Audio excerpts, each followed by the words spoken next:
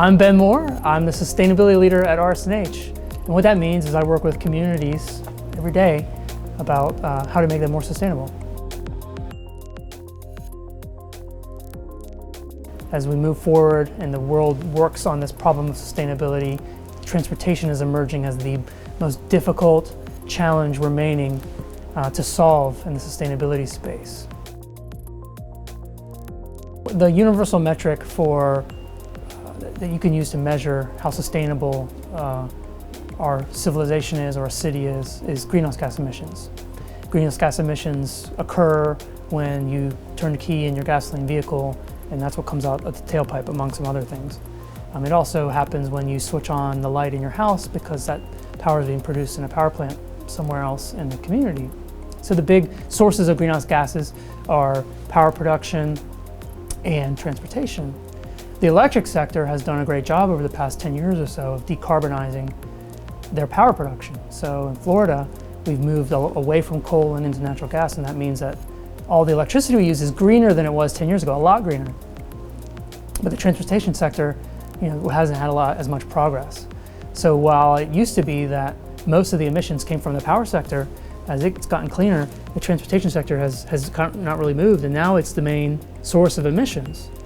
And it's so diffuse, there's so many moving parts to it, there's so many people responsible for it, it's much harder to tackle. Transit-oriented development is probably the most promising strategy to deal with how we make transportation more sustainable in the United States.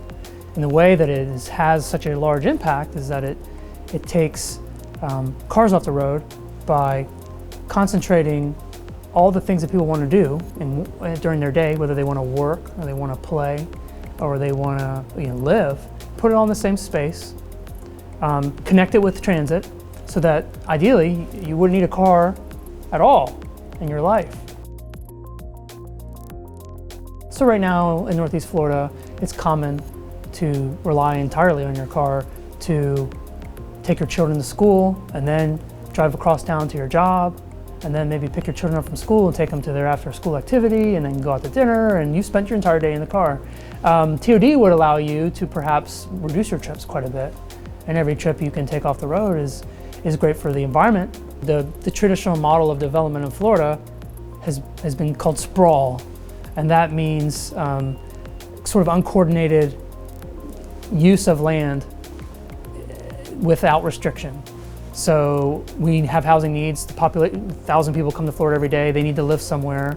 And the model has been, let's just build a little bit further down the road, further out into the woods, further out onto the frontier, and maybe converting agricultural land or forested land into housing developments. The problem with that is that all the infrastructure has to be provided. Roads have to go out there. Wastewater pipes and water sewer has to go out there. Electric transmission has to go out there, and that all costs money that we have to pay. But we can't really afford that anymore. No one wants their taxes to go up. So it's a kind of a fiscal crisis for cities when we sprawl out like this because there's no money for the infrastructure anymore. It also creates congestion because I have to drive now 30 miles out of town down to downtown or where the jobs are, and then back at the end of the day, and that costs tons of money, congestion. And of course, the whole way you're disturbing the environment.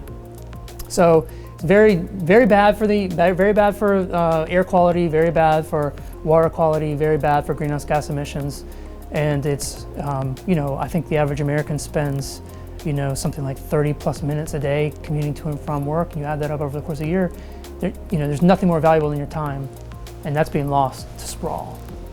The TOD flips that. Now let's recognize that, say in Riverside or San Marco or Springfield, we've already got all that infrastructure. We got the roads, we've got the water and sewer, we've got the electric transmission lines. We don't need to pay for that.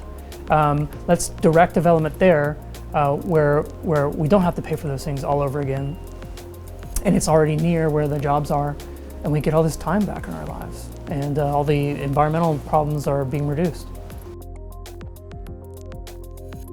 We talked about how transit-oriented development, just by its nature, by making things more compact and more accessible, reduces the need to use your vehicle, and therefore avoids all the negative environmental consequences of having so many single occupancy vehicles in a community. TOD is facilitated by the presence of transit. So the idea is that you'll use transit instead of your own vehicle to get from A to B. And the good news is that the transit industry is really modernizing and using technology and, to make itself way more cleaner than it has been in the past.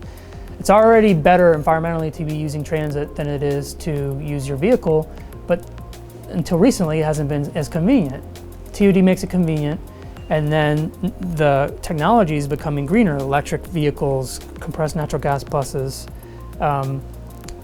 automated vehicles are going to make living in a transit-enabled environment more convenient and way cleaner than your car could ever be.